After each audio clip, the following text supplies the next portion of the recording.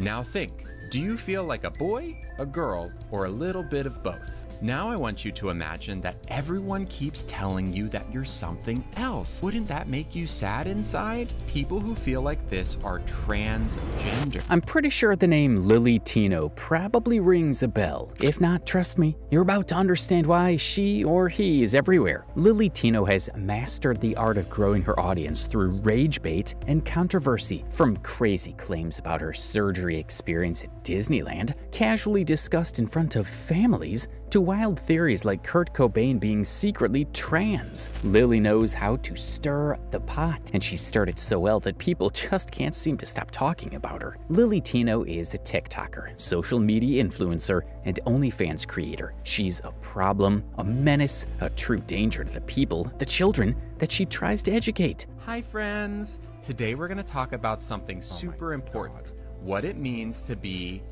transgender. It's a big word, but I promise that it's easy to understand. Ready to learn? The first thing I want you to do is close your eyes.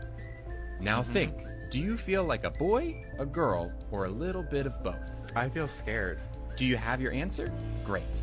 Now I want you to imagine that everyone keeps telling you that you're something else, even though in your heart you know who you are. Wouldn't that make you sad inside? People who feel like this are transgender. And if you're not transgender, it's super easy to be friends with someone who is. Let's take our imaginary friend Theo, for example. One day you notice that Theo starts wearing girl clothes instead of boy clothes, and then they tell you that they want to be called Luna. Lily Tino fakes being misgendered for attention, refuses to ever admit when she's wrong, and attempts to educate minors on trans issues while also plastering OnlyFans content all over her wall. Overall, she's just terrible. Lily Tino's a creep. Here are some questions I've been getting about how that works. The first question I get is, wait, don't you need your cake pops? They make testosterone, right? Yes, but I'm taking a medication right now that actually suppresses them from making testosterone, so no, I don't need them. I take estrogen already. Next question I get is, will the stick still work if the cake pop is removed? Yes, they're not making testosterone even now, and the cake pop stick works very well. So once they're gone, there won't be an issue. The next question is this removal basically step one of the big one, the big removal? You know what I'm saying? And the answer is no. I'm not really thinking too hard about that. I don't know if I want it. I'm just getting... The real problem here isn't Lily's constant cycle of controversies, it's the fallout. The way her actions have become ammunition for transphobia makes her a convenient scapegoat for those looking for reasons to hate. And while she moves from one bad situation to the next, it's the trans community that ends up bearing the weight of her choices. This is about how one person's mistakes can affect an entire community. Today we're looking into Lily's history, most recent controversies, her responses or lack thereof, and why it all matters. How did we get here? Why does it feel like Lily is incapable of learning from her mistakes? And what's the impact of her actions? Let's get into this mess because there's a lot more at stake here than just online drama. So what was her rise to fame like? It was Monday night.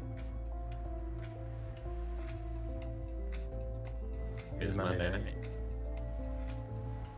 Lily Tino began her TikTok journey in November 2022, aiming to document her transition and share her experiences. Initially, her content was lighthearted and informative, serving as a resource for others facing similar struggles. It offered an insight into the daily challenges of her journey, and many found it relatable and genuine. Back then, Lily seemed committed to creating thoughtful content that could help others. Pops, you misgender me.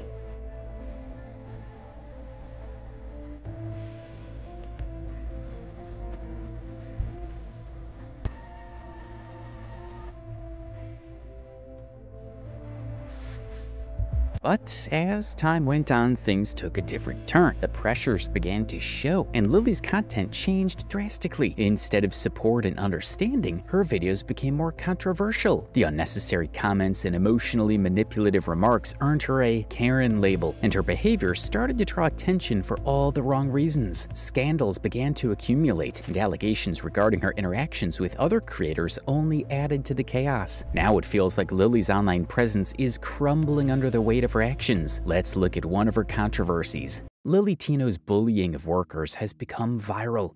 And it's easy to see why she keeps doing it. One particular video, which has amassed 40 million views, captures her calling out a worker for misgendering her. It looks like he's having a nice piece. She, her. Okay. Yeah, it's okay. It's all good. On the surface, correcting someone who used the wrong pronoun doesn't seem like a big deal, especially since the worker was apologetic and tried to make things right. But as the video progresses, it becomes apparent that Lily's reaction is far more than just a correction. It's a performance. Did you call me sir? Hey, I just want to tell you that the person who gave me this called me sir. What? Called me sir. Oh. It's just like, it kind of just hurts a lot to get called sir. Oh, sorry about that. Okay. Very good. Thank you so much. No, yeah. Thank you. I'm not a sir.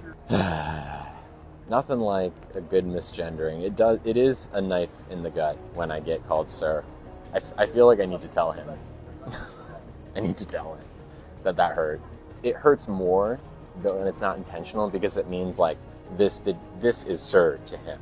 I know you didn't mean it, but I'm not a sir. I'm so sorry. It's okay. I know you didn't mean it. It's just, it hurts. I know when people clock me, it's fine, but like it does kind of hurt. She sometimes leaves the restaurant visibly upset and makes a point to name the establishment publicly, drawing negative attention to a place that likely had no malicious intent. The power of her platform with millions of viewers means that even if a small percentage agree with her, it can have a damaging impact on the business and the workers involved. The troubling part is that Lily doesn't just want an apology. She wants to make a spectacle out of it. She calls the manager, emphasizes how deeply hurt she is, and makes the worker feel even more uncomfortable. Okay. The Sweetwater starts at, okay. I'm so sorry. I apologize. It's just always like a knife. It always hurts every single time. I was wondering if there's a manager I could talk to about something that happened. Yeah, I was called sir. Oh, okay. It just really sucks every time it happens. Sorry about that. I don't need to be called ma'am. I just need to not be called sir, It's clear the worker made an honest mistake and was genuinely apologetic. But Lily pushes for more, as if an apology isn't enough. She demands accountability in a way that feels punitive rather than educational. The employee, likely just trying to do their job under stressful conditions, is put in an impossible situation, trying to appease a customer who is clearly more interested in making a point than finding a resolution. Lily uses emotionally manipulative language, like saying it felt like a knife in the heart to be misgendered. Hi. I use she, her pronouns. I'm not sir. Oh, so sorry. Yeah, like it's like a knife in the heart. I did specifically ask ahead of time not to be called sir. Yeah, I'm just gonna go. This kind of exaggeration is intended to evoke sympathy and paint herself as the victim, but it ultimately comes across as overblown and disingenuous. I am not sir. No, you're not. Do you want to say that to the camera? Hundreds and hundreds of people watching you? Me right now? Yeah, go ahead. Oh, no. No, go ahead. You just called me a man. Don't be a coward. Don't be a coward. Yeah, you're a coward. Come on over. Say what you got to say to me. Oh, you don't want to call me a man to my face? Come on over. What makes this behavior even more troubling is the fact that Lily records these interactions and broadcasts them to her massive following. These aren't private moments of confrontation meant to educate or correct someone. They're deliberately public, designed to generate views and engagement.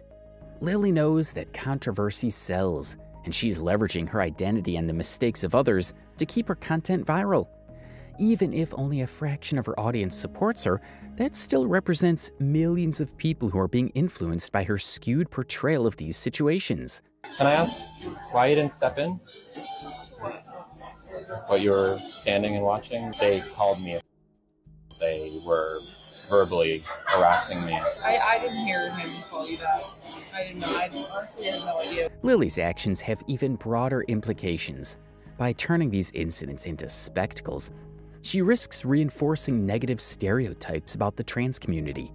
Many people already hold misconceptions about trans individuals being overly sensitive or confrontational, and Lily's behavior feeds directly into these narratives. Instead of using her platform to foster understanding and empathy, she's creating an environment where service workers fear making honest mistakes. The most ironic part of all this is that Lily seems to relish the power she has over these workers. There's a sense of entitlement in her actions, as if, because she's a public figure and a trans woman, she deserves special treatment beyond basic respect. She even admits in one video that she's not the easiest customer, but justifies her actions by stating that service workers are just servers, implying that they deserve whatever treatment she dishes out. This kind of mentality is dehumanizing to the people who are simply trying to do their jobs. But what's worse is the content she makes for children, especially the emulation of Miss Rachel videos. Hi friends! Today we're talking about something super cool called pronouns. Lily Tino's imitation of Miss Rachel has brought about a lot of debate, and it's not hard to see why. There are both positive and negative aspects to this, but unfortunately, the negatives seem to far outweigh the positives. Let's start with the good. Pronouns are little words that help us talk about each other. We all have pronouns. Some people use he and him, like this bear. He's so cuddly. Some people use she and her, like this cat. She's so playful. Some people use they and them. Oh, like this frog. They like to hop. Can you say he's so cuddly? Good. Can you say she's so playful? Good. Can you say they like to hop? Good job. Some people think it's a good idea to teach young children about the existence of transgender people. They think children should be aware that trans people exist, and it's important to promote an understanding of diversity from a young age. However, this education must be approached with nuance and care. And that's where things start to go wrong with Lily's approach. And it's important to ask people what their pronouns are because you can't always tell by what they look like. Here's how you do it. Hi, my name is Lily. My pronouns are she and her. What about you? Then the other person can tell you their name and pronouns. Using the right pronouns makes everyone feel happy and included. It shows that you care about them. Plus, it's an easy way to be a good friend. The content Lily produces is aimed at young children, attempting to simplify the concept of being transgender to make it easy to understand. But the truth is, the transgender experience is complex. Trying to condense it into a few simple sentences for a young audience can be misleading and even dangerous. Hi friends! Today we're going to talk about something super important, what it means to be transgender. For instance, Lily encourages children to close their eyes and think if they feel like a boy, a girl, or a little bit of both. Then asserts that if they feel differently from what they were assigned, they may be transgender. It's a big word, but I promise that it's easy to understand. Ready to learn? The first thing I want you to do is close your eyes. Now think, do you feel like a boy, a girl, or a little bit of both? Do you have your answer? Great. Now I want you to imagine that everyone keeps telling you that you're something else, even though in your heart, you know who you are. Wouldn't that make you sad inside? People who feel like this are transgender. This approach not only oversimplifies, but also runs the risk of confusing children who are still in the early stages of understanding themselves and the world around them. A lot of people will say that it's impossible for a 4-year-old to know if they're trans or not, but actually that's not true. They can know, and here's why. From day one, gender is baked into everything we do. You either have a boy name or a girl name. Boy toys or girl toys, boy clothes or girl clothes. So from an early age, kids understand the difference between boy and girl, and more importantly, which one they're expected to be. So it makes sense that if what they feel inside is different than what they're expected to be, then they might feel uncomfortable, and they might want to talk about that discomfort. And we all know that kids are good at talking about how they feel. For example, mommy, I skinned my knee. The idea of diagnosing very young children, some as young as 4 or 5, with gender dysphoria is particularly problematic. These are children who are just beginning to learn about themselves, and their feelings and identities are fluid and evolving. To say that a child knows definitively that they're transgender at such a young age can be dangerous, especially when this diagnosis is being handed out by someone without any formal psychological training.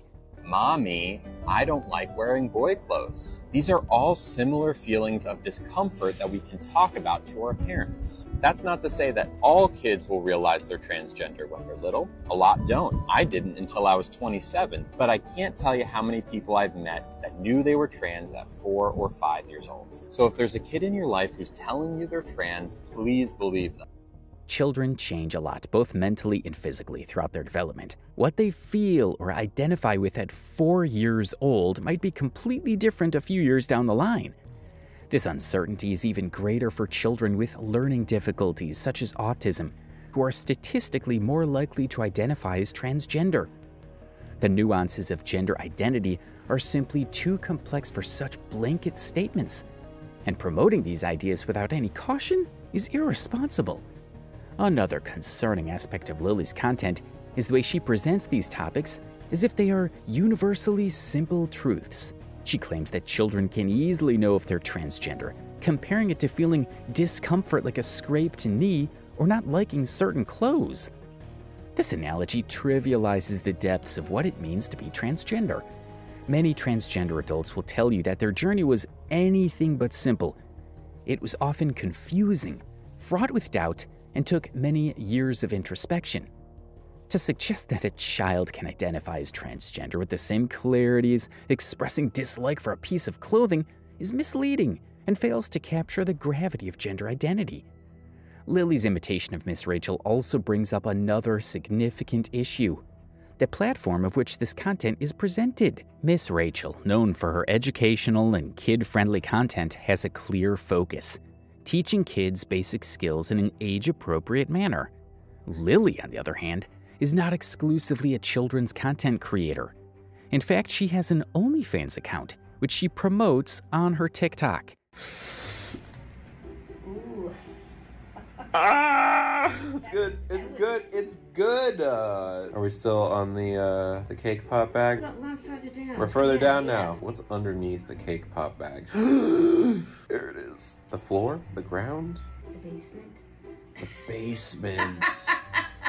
There it is. You like that? I like the basement. Okay. The basement of the cake pop factory. They're making cake pops upstairs. Her page features content that can only be described as explicit, and these posts coexist alongside videos aimed at educating children about transgender issues. This mix is deeply problematic.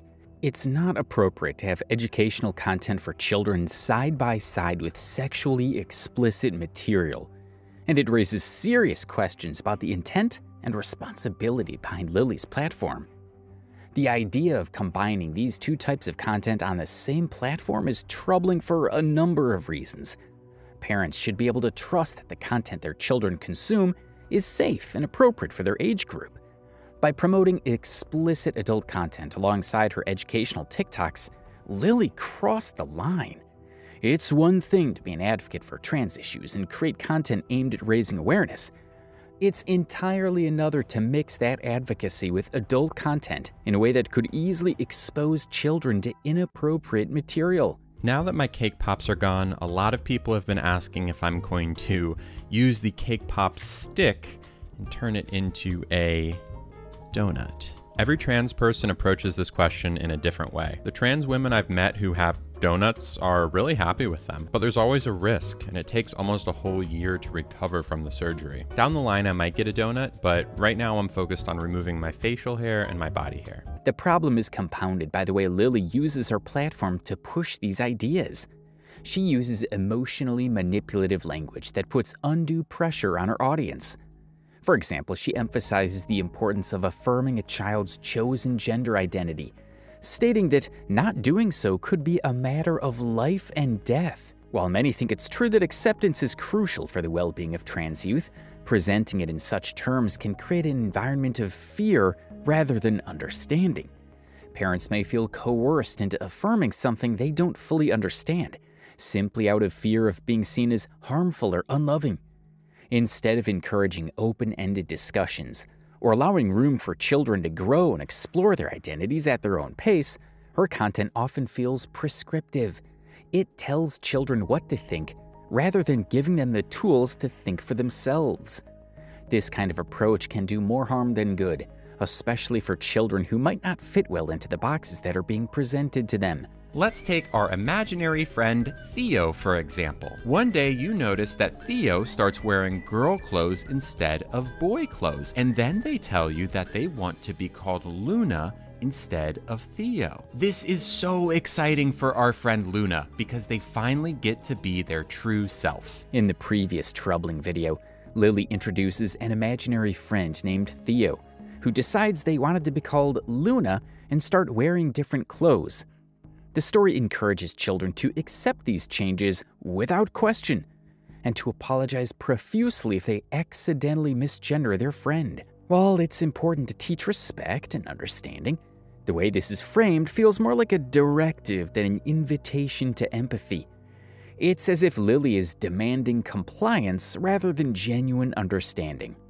While there is value in teaching children about the existence of transgender people, the way Lily Tino goes about it raises many red flags. If Lily truly wants to make a positive impact, she should consider the responsibility that comes with her platform. One would think that's the worst to see of Lily Tino. But no, it gets more insane, especially with the Disneyland adventure and the crazy claims. Lily Tino's Disneyland video has caused a lot of controversy. The video features Lily discussing intimate details about her transition journey. Last summer, I got my cake pops removed, and the plan up until recently was to get my marshmallow wand reconfigured into a marshmallow tunnel. Unfortunately, a few weeks ago, I noticed some hair regrowth on my marshmallow wand. That's bad because the outside of the wand is what becomes the inside of the tunnel, so you don't want hair growing there, or else it's very uncomfortable. If Lily had chosen to talk about her journey in a private or more appropriate public space, it wouldn't have had such backlash. However, Disneyland, with its many families and young children, was an unsuitable backdrop for discussing topics related to surgery and intimate body parts. Lily herself seemed to acknowledge this at the start of the video, even joking about potentially being banned from Disneyland. I'm gonna get banned from Disney. I swear, we're about to get banned from Disney. This self-awareness makes the entire situation even more concerning. She knew this setting wasn't right, but proceeded anyway. It suggested that part of her goal was to generate controversy, a tactic often referred to as rage bait. Rage bait is a strategy where creators intentionally provoke strong reactions to drive engagement. The shock and arguments often boost view counts and bring in more attention, positive or negative. In Lily's case, it seems likely that she chose to film in such an inappropriate setting precisely because it would provoke outrage. When I got my cake pops removed, I specifically asked my surgeon to leave the bag intact. That's because down the line, if I wanted to use my cake pop stick and turn it into a donut, the bag can come in handy. There are a couple methods that use the bag itself, but the one that I'm referring to is called the cake pop stick inversion method. Her TikTok account is full of such controversial content that seems designed to trigger emotions, and the Disneyland video fits neatly into that pattern. The fact that she framed intimate surgical details using childlike language, referring to body parts as cake pops or other food items, added to the discomfort. It felt out of place and manipulative, as if she was trying to normalize something complex in a way that might appeal to children. Lily's choice of language in the video is another point of contention.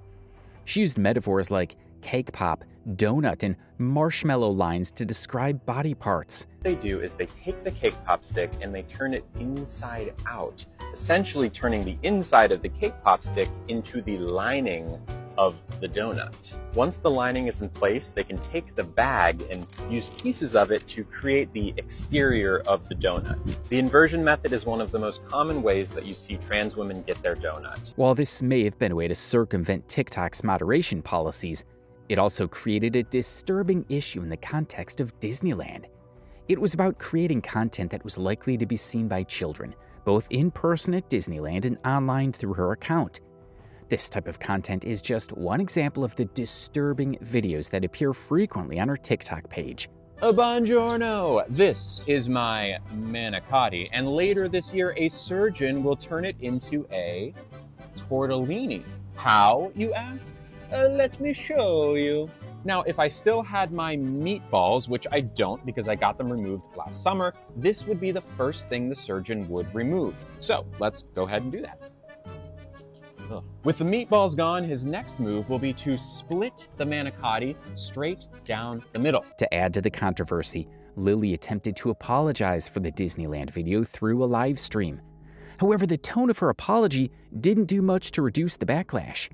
She admitted that she regretted not making more videos like that, which played into the perception that her primary motivation was not to share her story, but to generate rage and clicks. She even compared talking about gender reassignment surgery to an elderly person discussing a hip replacement. Discussing intimate surgery is not the same as talking about a medical procedure like a hip replacement, especially in a family setting surrounded by children. This false equivalency with her dismissive tone shows Lily wasn't genuinely apologetic, but rather doubling down on the controversy to keep people talking. A key aspect of the criticism Lily faced revolves around the potential harm her actions could cause. Disneyland is a place where parents bring their children for a fun and safe experience. When an influencer uses that environment as a stage for controversial adult-themed content, it undermines that sense of safety. Parents should not have to worry about their kids being exposed to discussions of intimate surgical details while standing in line for a ride. Additionally, by framing her actions as a joke or something funny, Lily trivializes the discomfort she may have caused to those around her. But one of the most recent controversies Lily is battling with has to do with another trans creator called Collie Bean. Tino tried to coerce me. I've been debating making this video for weeks now, and if I could save one person who may be a victim. I was contacted by another victim named Cassie. Lily stalked and refused to take no for an answer. It's like if you had a coworker and they just randomly ask this to you. That's how it feels. It's very inappropriate. Tino recently found herself at the center of another controversy, this time involving fellow trans creator Collie Bean. The situation sheds light on Lily's behavior and how she handles criticism. Collie Bean came forward with allegations that Lily had acted inappropriately, using her influence as a trans influencer to pressure Collie into a situation she was uncomfortable with, all while Collie's wife was present. A few weeks ago, Tino tried to coerce me into having sex with her, using her status as a trans influencer with my wife sitting right next to me. According to Collie, Lily attempted to coerce her into going on a work trip to Las Vegas, initially under the guise of a professional collaboration. And then cut to a few weeks ago, Lily messaged me with the idea of, do you want to go on a work trip with me to Las Vegas? And I tell her immediately no, because I'm on a Canadian work permit. And the moment I leave Canada, it goes null and void. It's not good anymore. But then we hopped on a Discord video chat, and she was still really insistent on wanting me to get to the US ASAP so we could meet together. She really wanted to know the nitty-gritty of why I couldn't currently come to the US. When Collie declined, citing her Canadian work permit restrictions, Lily persisted and eventually revealed her true intentions. She wanted to create adult content with Collie. Meanwhile, I'm just wondering, why is she so urgent about this? Then she just pops out with a bait and switch of, oh, I wanted to actually go to Las Vegas to do OF content together. My wife is sitting literally right next to me. Lily is fully aware of my wife, JC, and how we're together and how we're monogamous. I never hinted to Lily that I was interested in anything like that, and I'm wondering why she assumed I would just agree to it immediately if borders weren't an issue. Because no, I would not have agreed to that under any circumstances. This pushy behavior, despite knowing that Collie and her wife were in a monogamous relationship, shows Lily's disregard for personal boundaries. Collie described how uncomfortable the situation was, with Lily continuing to pressure her. So after our call, I'm just sitting there, very exhausted, wondering, why do I feel so bothered right now? And I think about it over and over and over again. And I asked JC, did Lily just actually harass me? Is like, I don't know, like... Lily's actions here seem to reflect a sense of entitlement, perhaps due to her status as a well-known TikToker. She appeared to assume that her influence would make others comply with her wishes, without considering their feelings or boundaries. This isn't the first time Lily has shown a lack of awareness regarding her actions. It shows a belief that her status grants her privileges that others should simply accept. I was first introduced to Lily by my wife, who was a member of our Discord server, and she would always tell me about all the hate Lily would get, and I eventually just had a soft spot and was like, hey, let me contact Lily because I understand how bad it can feel to have the hate mob on you as a trans influencer. Kali also mentioned that she had initially been a fan of Lily's content, especially on platforms like TikTok. Kali's empathy for the hate Lily had faced might have led her to overlook some of Lily's more questionable behavior until it directly affected her. However, once the line was crossed, Kali decided to speak up, hoping to prevent anyone else from experiencing a similar situation. In response to the allegations, Lily released a statement that many found dismissive. I'd like to start with some context about Colleen and I's relationship before all this happened. She downplayed the incident, claiming that collaborations of this kind were common and that her invitation was no different. She framed her interactions with Kali as friendly and professional, insisting she had no romantic interest in her. However, the fact remains that Lily was aware of Kali's marital status and continued to push the idea of creating explicit content together, which suggests otherwise. So last April, I was going through a really tough time, something that actually I learned Colleen had also gone through before. She reached out, was really supportive, really nice, and honestly, her support was one of the reasons that I was able to pick myself back up and start creating again. From there, Colleen and her partner were super involved in our community. It was great to have them. Over time, we became friends, and like any friend, I would always post something nice in her comment section. I didn't have a crush on her. I was just a friend from the fan section saying, "Go Colleen." Now, independent of Colleen, I recently decided to start making a new kind of content. One of the things that I thought would be helpful to kickstart that effort would be to collaborate with people in the same space. Colleen is in that space. Lily also tried to shift the blame by pointing out inconsistencies in Kali's account of events. She highlighted a supposed contradiction in Kali's videos, where Kali initially stated that Lily brought up the trip during a chat, then later said it was mentioned in a video call. Colleen contradicts herself a couple of times over the course of her videos. In the first one, she talks about how we were discussing Las Vegas in the chat before I brought it up to her on the video call. That's not true. And in her second video, she contradicts it by saying that I brought it up to her for the first time on our video call. That's true. However, this contradiction was hardly significant and seemed more like an attempt by Lily to discredit Kali rather than genuinely address the issue. By focusing on minor discrepancies, Lily diverted attention from the core problem, her inappropriate behavior and disregard for Kali's boundaries. One of the most troubling aspects of Lily's response was her claim that this situation was something out of nothing. This dismissive attitude shows a complete lack of accountability. Instead of recognizing that her actions made someone uncomfortable, Lily chose to invalidate Kali's feelings entirely.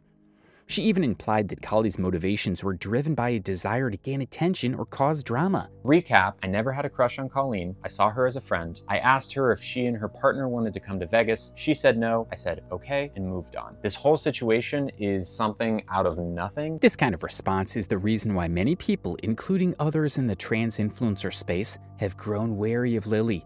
Her refusal to acknowledge her mistakes or the impact of her actions only serves to alienate others. Colleen in her videos has made it out to be like I dragged it on, like I was pushing her and pulling her and trying to get her to do this collaboration, when in reality, all I said was, okay, no problem, totally fine. At that very moment, my internal monologue was, okay, Colleen doesn't want to do this, who else would want to do this? And I moved on from the situation entirely. Lily's response to the controversy also included a statement about wanting to handle the situation privately, which on the surface might seem reasonable.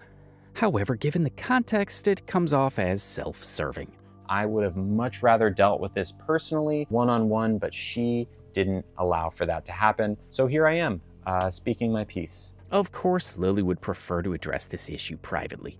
That would prevent the public from seeing a side of her that contradicts the image she wants to project.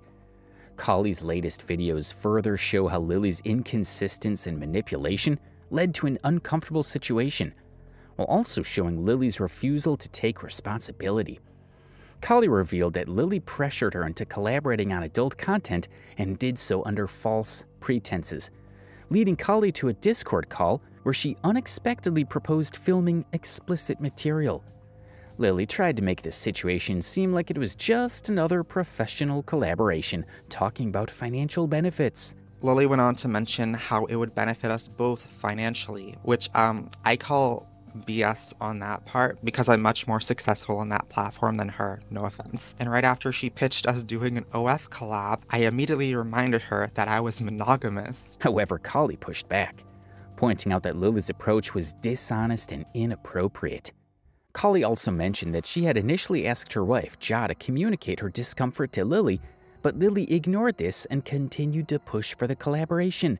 I got JC to message Lily for me, telling her how upset I was and how I didn't even want to be around. And JC did mention the OF part. So this kind of confirms that Lily does know about that if she ever tries to deny it again, which she did. Her apology was really just like, yeah, it was just for work. But no, I know that wasn't the case. Lily's apology, if it can even be called that, was dismissive. She claimed that her intentions were purely professional, despite evidence to the contrary. One of the most disturbing revelations came when Kali disclosed that Lily had pressured her to come up with an exact timeline for when she could collaborate, even though Kali had already expressed discomfort with the idea. And she pushed me again for more details on why I couldn't come to the US. And she also wanted an exact timeline of when she thought I would be able to do it. And I said probably 8 months or so, but I thought it was weird to even ask. This insistence was paired with Lily's misleading statement that a collaboration would be mutually beneficial, which Kali called out as untrue. Lily wanted me to go to this place in Vegas where a company named Queer Crush, who she met at a Pride event in San Francisco, were setting up sets and cameras to film professional-looking porn. She even sent me a link to the website right here while we were talking. And I didn't take a look at the link until like yesterday, but I checked it yesterday, and the kind of stuff that they're filming is very much hardcore. Lily seemed to be using her influence to create a sense of urgency and pressure, hoping that Kali would cave to her demands. The entire approach was manipulative and disregarded Kali's feelings entirely. And finally, if you're wondering why I haven't responded till now, it's because the day I was going to respond last week, I was contacted by another victim named Cassie. To make matters worse, Kali wasn't the only person who experienced this type of behavior from Lily. Her situation's very similar to mine, except for her, Lily stalked, groomed. This was how Cassie had been pressured by Lily in the past. Another concerning aspect of Lily's behavior is her attempt to sanitize this situation by framing herself as a supportive ally. Kali shared that Lily was there for her in a friendly manner initially, offering support when she was dealing with public scrutiny. However, it quickly became apparent that Lily's support was conditional with an underlying agenda. I know she's probably gonna just brush this off like she didn't do anything wrong, but it felt so wrong because I met her and I talked to her under the guise that I was basically friend/mentor to her. And she completely neglected that and just saw me as dollar signs and a piece of meat. Just early this year, Lily Tino made another crazy claim about why she believed that Kurt Cobain is trans. I mean, what's she on? I bet you didn't know that Kurt Cobain was probably trans. Lily claimed that Kurt Cobain was likely transgender, based on selective interpretations of his actions and words. This type of claim oversimplifies Cobain's life and misrepresents his identity. Let's break down why this claim doesn't hold up under scrutiny. Kurt wore a lot of women's clothing, and when asked about this, they replied that they wore dresses all the time because they felt comfortable and free. In the video, Lily argued that Kurt Cobain was probably trans because he wore women's clothing and seemed comfortable in it. This argument is unreasonable on multiple levels. Wearing dresses or other traditionally feminine clothing does not automatically mean that someone identifies as transgender. Cross-dressing has long been a form of artistic expression, rebellion, and a statement against rigid gender norms, especially among artists and musicians. Rock legends like David Bowie, Mick Jagger, and Iggy Pop also wore feminine clothing, not because they were transgender, but because they wanted to challenge societal norms and stereotypes around masculinity. Cobain's fashion choices were part of the tradition in the rock scene, where rejecting mainstream ideas and embracing androgyny was a form of rebellion against the commercialization of art and the hyper-masculine culture of rock. Cobain's statements about wearing dresses, how it made him feel comfortable and free, were consistent with this tradition. It was less about questioning his gender and more about challenging what it meant to be a man in rock music. Just look at Kurt in these pictures. They look so happy. His choice to wear dresses was a rejection of toxic masculinity and an expression of his disdain for rigid gender roles. This kind of gender nonconformity does not equate to being transgender. There's an important distinction between gender nonconformity, expressing oneself in ways that don't align with traditional gender norms, and gender dysphoria, which is the discomfort someone feels when their gender identity doesn't match their sex. Lily's claim seems to conflate these two concepts, which are fundamentally different. Lily talked about a childhood interview where Cobain mentioned that he mostly hung out with girls and thought he might be gay at one point. And in an interview about their childhood, Kurt said that they mostly hung out around girls and that at one point they thought they might be gay. Socializing with girls or questioning one's sexuality doesn't inherently indicate a transgender identity. In fact, it's common for young people, especially those with creative or sensitive temperaments, to explore their identity in various ways, including experimenting with social groups or questioning their sexuality. Cobain's comfort around girls and his thoughts about being gay show his rejection of conventional masculinity, not necessarily a deeper questioning of his gender identity. It's important to understand that sexual orientation and gender identity are separate concepts. Just because Cobain questioned whether he might be gay does not mean he was questioning his gender. Many people experience uncertainty about their sexuality during adolescence, especially in a time when LGBTQ+ identities weren't widely understood or accepted. Projecting a modern understanding of gender onto Cobain's words decades after the fact is misleading. Another point Lily made was that many transgender people who lack the vocabulary to express their gender identity might initially identify as gay. Many trans people who don't have the vocabulary yet to express their gender identity will describe what they're feeling as being gay. That's exactly what I did in middle school. While this can be true for some individuals, it's not universally applicable, nor should it be applied to someone like Cobain. The language around LGBTQ+ identities has changed over the years. Cobain grew up in a time when discussions about gender identity were rare, and even discussions about sexual orientation were filled with misunderstanding. It's easy to take his words out of context and apply today's terms to them, but that doesn't mean it's accurate or fair to do so. Kurt is also quoted as saying that they identify more with the feminine than with the masculine. This is clear proof that Kurt did not identify with the gender they were assigned at birth. Cobain's rejection of traditional masculinity and his empathy for women do not provide evidence that he was transgender. Many men embrace feminine traits and reject toxic masculinity without experiencing gender dysphoria. Cobain's openness about his identification with feminine qualities can be seen as a positive rejection of hyper-masculine culture rather than an indication of discomfort with his own gender. People are complex and many possess a mix of traditionally masculine and feminine traits. Embracing femininity does not inherently mean someone is transgender. One of the most annoying points in Lily's argument was her interpretation of Nirvana's early lyrics. And the most convincing evidence that Kurt was trans was in an early version of Nirvana's All Apologies lyrics, where Kurt wrote, "Let me grow some." That is clear-cut gender dysphoria. And of course, Kurt will never be able to tell us themselves. She pointed to a draft of All Apologies where Cobain wrote, "Let me grow some," and claimed this was evidence of gender dysphoria. This reasoning is flawed. Song lyrics, particularly in the hands of a creative thinker like Cobain, are not always autobiographical. Artists frequently use their lyrics to explore themes and emotions that aren't literal reflections of their personal experiences. To interpret these lyrics as a direct confession of gender dysphoria is to misunderstand the artistic process. Creative works are often metaphorical or symbolic, and using them as definitive proof of someone's identity is misguided at best. Cobain's lyrics often go into pain, social alienation, and emotional issues, but they weren't always direct reflections of his life. Many musicians use their art to look into ideas and emotions in a broad, symbolic manner. Perhaps the most troubling part of Lily's claim was her suggestion that Cobain's death was connected to struggles with gender identity. but the evidence makes it pretty obvious they were trans. That might be why Kurt's no longer with us. Maybe Kurt knew that we weren't ready. This is very disrespectful to Cobain and his family. Cobain's tragic death was the result of numerous factors, including mental health struggles, addiction, and the pressures of fame. Reducing his death to an unproven narrative about gender identity isn't right. It's also harmful to imply that his suicide was somehow inevitable because of a supposed struggle with gender identity, especially when there is no substantial evidence to support this claim. Suicide is a serious issue, influenced by a range of personal, social, and psychological factors.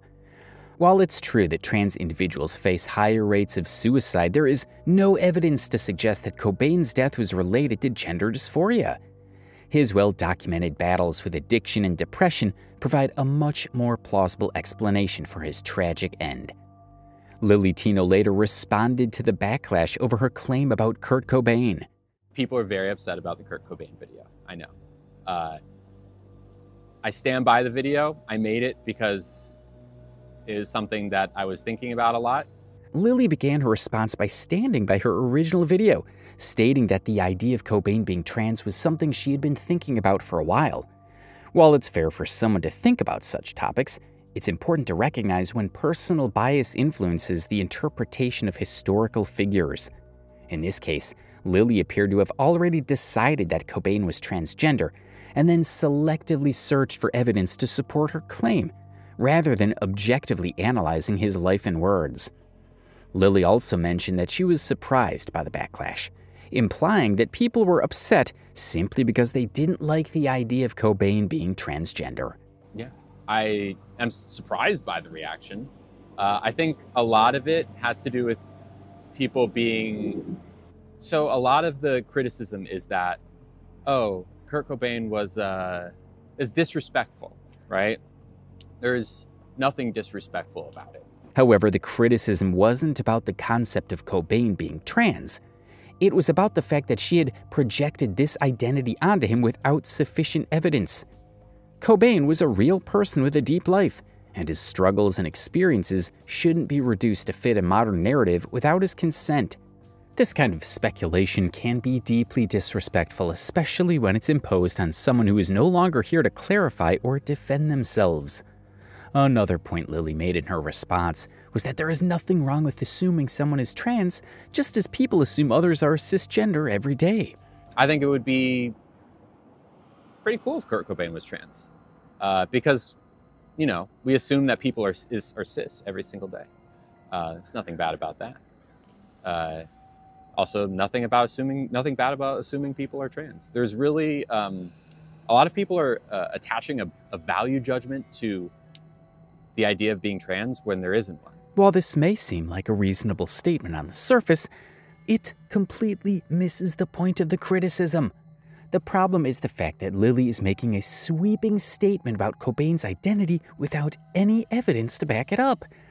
It's ironic, given that Lily has built her platform on challenging people's assumptions about her own gender identity, yet she fails to see why assuming Cobain's identity without evidence could be seen as disrespectful. Lily then tried to justify her video by saying that she wanted to offer an alternate reading of Cobain's life.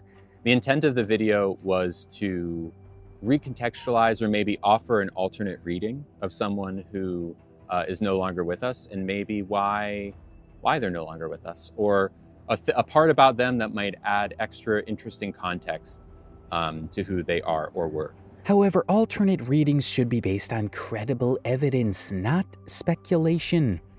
What Lily did was not a thoughtful reinterpretation. It was a baseless revision of Cobain's identity. The fact that Cobain is deceased does not give anyone free rein to speculate about his identity without considering the impact on his legacy, his surviving family, and his fans. The fact that they are deceased is the only reason I made that video, because it would not be respectful to speculate on a living person's gender, because then that can lead to like real life consequences of someone either getting outed or, you know, what have you. But Kurt Cobain's gone. They are no longer with us. It's not hurting anyone to speculate. Lily's response attempted to dismiss the backlash by claiming that no one was being hurt by her speculation. This is not true. Public figures, even after their death, have a legacy that affects their family, friends, and cultural significance. Cobain's daughter, his family, and his fans all have a stake in how he's remembered. When someone publicly speculates about his identity without evidence, it can alter the way people perceive him.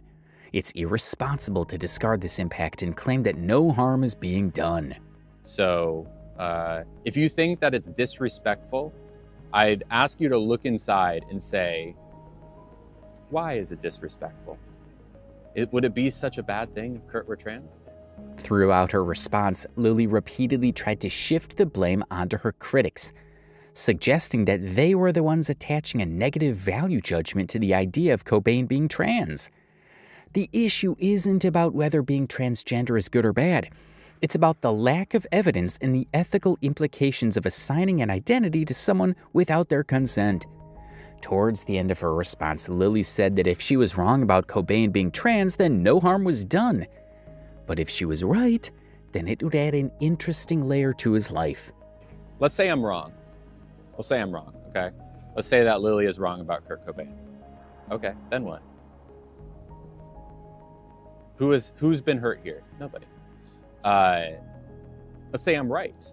Then that offers another interesting layer of someone who was going through something. This kind of argument is manipulative.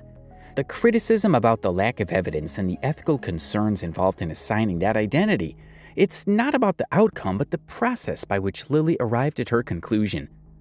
Lily also claimed that the theory about Cobain being transgender wasn't something she came up with on her own, but rather something that had been discussed by others. However, repeating an unfounded theory without evidence is still problematic, especially when presented as fact. Just because a theory exists doesn't mean it should be propagated without critical examination. She also made the same claim about a former U.S. President, Abraham Lincoln. Why would she make such a claim? She said he was queer and insisted it didn't matter that he had been married to a woman. She also mentioned that he had 2 male partners before getting married. Did you know that Abraham Lincoln was queer? Sure, he was married to a woman eventually, but he had 2 male partners before that. Perhaps Lily Tino knows more about history than the rest of us. Who knows? What's most outrageous of all her claims is that of pregnant transgender women. Lily Tino made this bold claim about the potential for trans women to undergo pregnancy. Do her claims oversimplify the current science and mislead those looking for genuine answers? Lily began mentioning that trans women getting pregnant isn't as far off as people think, pointing to recent advancements in uterus transplants.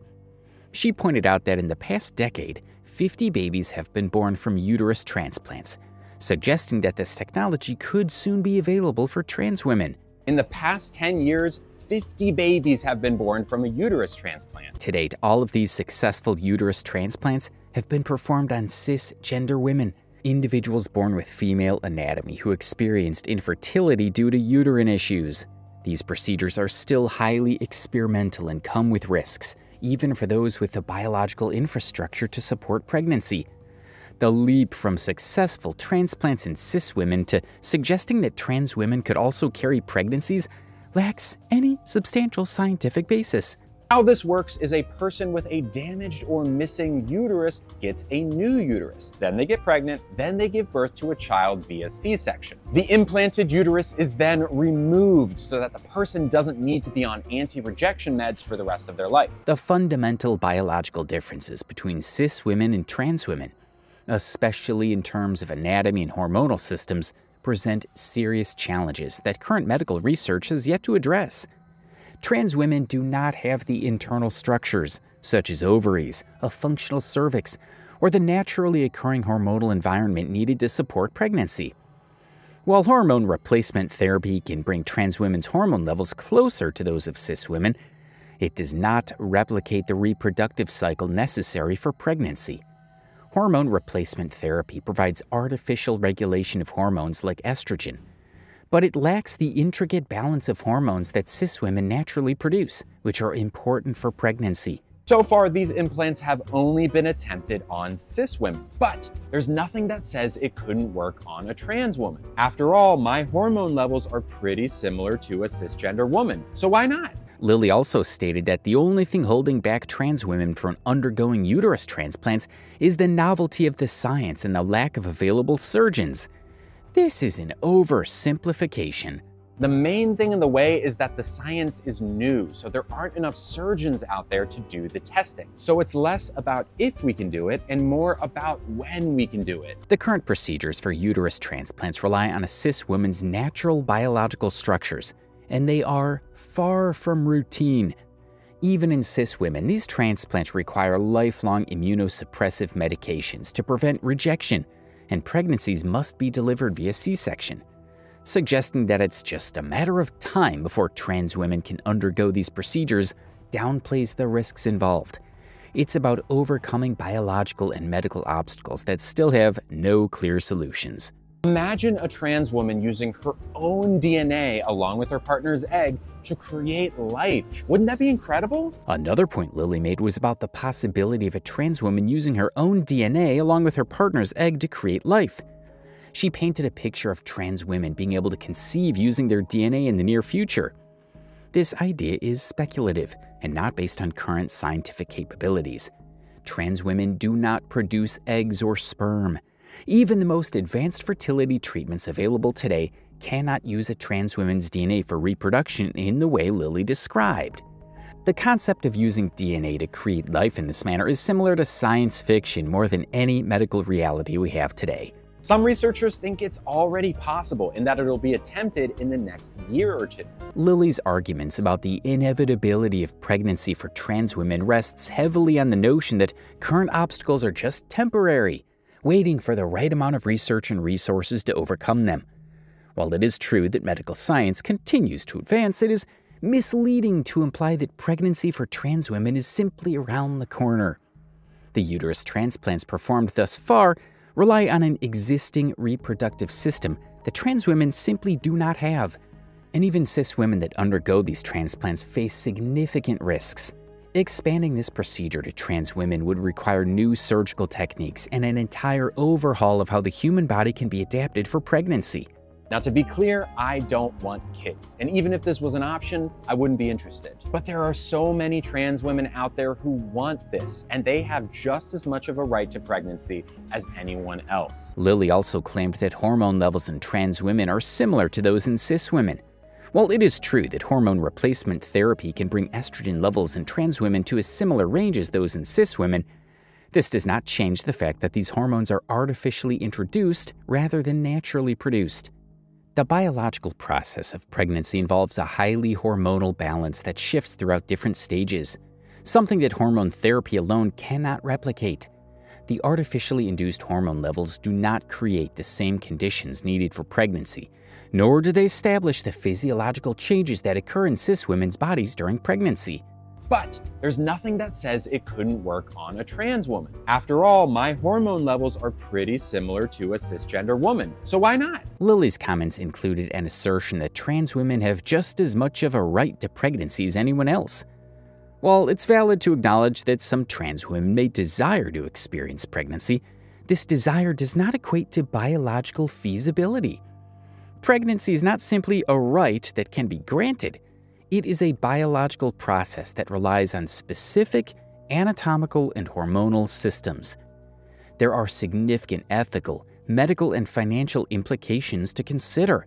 The risks to both the trans woman and the potential child would be great, given the experimental nature of uterus transplants, the lifelong need for immunosuppressive drugs, and the challenges of adopting a non-biological body to carry to pregnancy. This is the main reason why most trans influencers hate Tino. Tino has faced a lot of backlash from the general public and the trans community. The pushback shows the growing concern that Lily's behavior and public persona are damaging her reputation and negatively affecting the trans community. Many feel that she has become a terrible influence. One trans influencer called Bianca criticized Lily for the Disneyland video. As a trans woman, I completely do not support this. I'm thinking if there's a reason that this conversation, this topic couldn't wait until you're out of Disneyland. Another prominent criticism is that Lily's actions are fueling transphobia. While she is subjected to unjust transphobic comments, many members of the trans community argue that she is actively contributing to the hate directed towards them. Her actions have become a textbook example of how a small minority can damage the reputation of the entire community.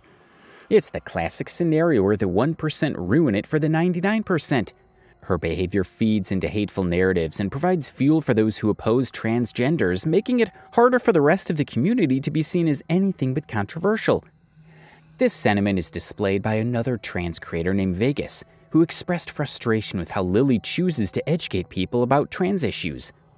You whine and complain when you get misgendered in public, and somehow you think that talking about this in front of children is okay. I am a trans woman and I get it.